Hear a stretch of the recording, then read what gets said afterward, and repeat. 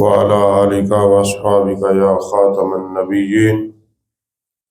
اللہ رب العالمین نے ارشاد فرمایا انما یخشی اللہ من عبادہ العلماء، بے شک بندگان خدا میں، اللہ کے بندوں میں جن کے دلوں میں اللہ کا خوف ہے، اللہ کا ڈر ہے، فرمایا وہ علماء کی جماعت ہے۔ جو راسخ العلم علماء ہیں یہاں وہ مراد ہیں، جن کے پاس دین کا علم ہے یہاں وہ مراد ہیں۔ نبی پاک صلی اللہ علیہ وآلہ وسلم نے ارشاد فرمایا کہ عالم کا ساری رات سو جانا اور عابد کا ساری رات عبادت کرنا، فرمایا برابر ہے۔ وہ اس لیے کہ علماء کا سو کر پھر دین کی کتاب پڑھنا اور دین کے مسئلوں میں غور و خوض کرنا اس لیے ہوتا ہے کہ وہ نبی علیہ السلام کی امت کو نفع بخش بن جائے۔ اور دین سیکھنے کا حکم قرآن پاک میں یوں بھی ہے، فرمایا یہ تو ناممکن ہے کہ تم سارے کے سارے نکلو اور دین سیکھو، ایسا تو ناممکن ہے، ممکن ہی نہیں کہ سارے کے سارے چلے جائیں۔ فرمایا تم میں سے کچھ لوگ ایک جماعت ہو جو جائے اور دین سیکھے اور پھر واپس آ کر اپنے علاقوں میں اپنے لوگوں کو دین سکھائے۔ علماء نے اس کا یہ بھی لکھا ہے، اس کا مطلب ہے کہ علاقے سے چند لوگ جائیں اور دین کا علم سیکھ کر واپس پلٹیں، باقی جو لوگ ہیں اس سے پوچھ کر اپنے دینی اور دنیاوی معاملات چلا سکتے ہیں۔ اور ہر انسان کے پاس ضروریات دین کا علم ہونا ضروری ہے، وہ بھی کسی عالم دین سے حاصل کیا جا سکتا ہے۔ جس طرح امام محمد غزالی رحمۃ اللہ تعالی علیہ آپ نے فرمایا کہ جب کوئی بھی آدمی بالغ ہو جائے اس کو بلوغت کے تمام مسائل کا سیکھنا اس پر ضروری ہے۔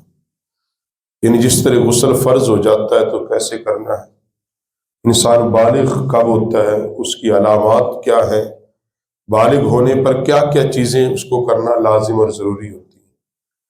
فرمایا جب وہ جوانی کی عمر کو پہنچے تو شادی کے تمام مسائل سیکھنا اس پہ ضروری ہیں، نکاح کے مسائل، نکاح کا سنت طریقہ، اور نکاح کے بعد جب وہ شادی شدہ ہو جائے گا میاں اور بیوی دونوں کو ایک دوسرے کے حقوق کا علم ہونا چاہیے، کہ مرد کو بھی اس بات کا علم ہو کہ میری بیوی کے مجھ پر کیا حقوق ہیں، بیوی کو بھی اس بات کا علم ہو کہ میرے شوہر کے مجھ پر کیا حقوق اللہ نے رکھے ہیں۔ فرمایا جب اللہ اس کو اولاد دے دے تو اس کو اس بات کا علم حاصل کر لینا چاہیے کہ میں نے اولاد کی تربیت کیسے کرنی ہے، اولاد کے بحیثیت باپ مجھ پر کیا حقوق ہے، میرے ذمے کیا کیا چیزیں ہیں اولاد کو دینی۔ اور فرمایا کہ پھر جب وہ خود بڑھاپے کی عمر کو پہنچنا شروع ہو جائے اور اولاد جوان ہونی شروع ہو جائے تو اس کو وراثت کا علم بھی آنا چاہیے، کہ جو میں نے جائیداد ہے اس کو اسلامی طرز پہ کیسے تقسیم کرنا اپنی اولاد میں، اس کو کس انداز میں میں نے تقسیم کرنا ہے۔ اور فرمایا کہ پھر اس کو قبر اور کفن کے معاملات اور غسل کے معاملات بھی آنے چاہیے۔ خلاصہ کلام یہ ہے کہ علماء کا ہونا معاشرے کے لیے اتنا ہی ضروری ہے جتنا ایک جسم کے لیے جان کا ہونا ضروری ہے۔ علماء سے دوری یوں سمجھ لیں کہ یہ دین سے دوری ہے، یہ اسلام کے دشمن کا ایک بچھایا ہوا اتنا بڑا جال ہے جو وہ تقریباً اپنے اس مذموم مقاصد میں بھرپور انداز میں کامیاب ہے۔ ہمارے ہاں ایک تصور یہ بنا لیا ہے کہ جو علماء ہوتے ہیں، میں علماء کی بات کر رہا ہوں بار بار کیونکہ ہمارے ہاں ہر اس بندے کو بھی بدقسمتی سے عالم سمجھ لیا جاتا ہے کہ جس نے سر پہ پگڑی باندھ لی اور چہرے پہ داڑھی رکھ لی ہم اس کو بھی کہتے ہیں حافظ جی۔ وہ چاہے بیچارہ میری طرح نماز سے بھی پاگل ہو، اس بیچارے نے تو شوق میں سنت رسول سجا لی یا سر پہ ٹوپی رکھ لی اور سنت رسول سجا لی، ہم کہتے ہیں صوفی صاحب، حالانکہ صوفی کے معنی اور ہیں، یہ تو تصوف سے نکلا ہے. یا مولوی صاحب، مولوی کا معنی ہی اور ہے، داڑھی رکھ لینے سے تو کوئی مولوی نہیں ہوگا. تو ہم نے یہ تصور باندھ لیا ہے کہ جو علماء ہوتے ہیں شاید وہ کوئی فرشتے ہوتے ہیں. ہمارے یہاں ایک جرنل سا تصور یہ ہے کہ شاید علماء کوئی فرشتے ہیں، ان سے غلطیاں کوئی نہیں ہوتی، نہ ان کے اندر کوئی غلطی کا مادہ ہے. ہمارے یہاں ایک تصور یہ بندہ ہوا ہے. حالانکہ علماء بھی آپ کی طرح انسان ہوتے ہیں، ان کی بھی خواہشات ہوتی ہیں، اور ان کے ساتھ بھی ایک شیطان موجود ہے. جس طرح آپ کے ساتھ ایک شیطان ہے، ان کے ساتھ بھی ایک شیطان ہوتا ہے. ان سے بھی غلطیاں ممکن ہے، وہ کوئی معصوم نہیں کہ ان سے غلطیاں ہو ہی نہیں سکتی، ان سے بھی غلطیاں ممکن ہیں. ہمارے یہاں زوال کیوں ہے؟ اب ایک بات یا دو تین ہے. زوال اس لیے ہے کہ ہمارے اکثر ہم جو ائمہ مساجد رکھتے ہیں وہ عالم ہوتے نہیں. بدقسمتی ہماری یہ ہے. موجودہ دور میں جو ہم امام مسجد رکھتے ہیں وہ عالم ہے. یہ اس سے بڑی قیامت کیا ہوگی کہ امام مسجد کا ٹیسٹ کون لیتا ہے؟ کمیٹی لیتی ہے نا، مسجد کی انتظامیہ لیتی ہے نا، وہ سلیکٹ کرتے اپنے امام رکھنا ہے. اب کمیٹی کے بندے کو خود نہیں پتا کہ نماز کی شرطیں کتنی ہیں، وہ امام سے کیا پوچھے؟ وہ صرف اتنا دیکھ رہا ہے اس کی آواز اچھی ہے، تلاوت سنا دو جی، آواز چنگی ہے، آواز ہے، ویسے بھی بڑا خدمت گار رہے گا ساڈا، بولے گا نہیں، رکھ لو ٹھیک ہے. حالانکہ امام رکھنے کا معیار یہ نہیں تھا کہ آواز اچھی ہے. اس کا معیار تو یہ تھا کہ یہ پوچھیں کہ نماز کے فرض کتنے ہیں، نماز کی شرطیں کتنی ہیں، وضو کے فرض کتنے ہیں. جی معیار تو یہ تھا. ہم نے کیا معیار بنایا ہے؟ ہاں یہ نہیں کہ ایک عالم دین کا ٹیسٹ، اچھا جی جمعے کے لیے ہم نے رکھنا جی عالم دین، اب امتحان ٹیسٹ کون لے گا؟ کمیٹی صاحب لے گی نا.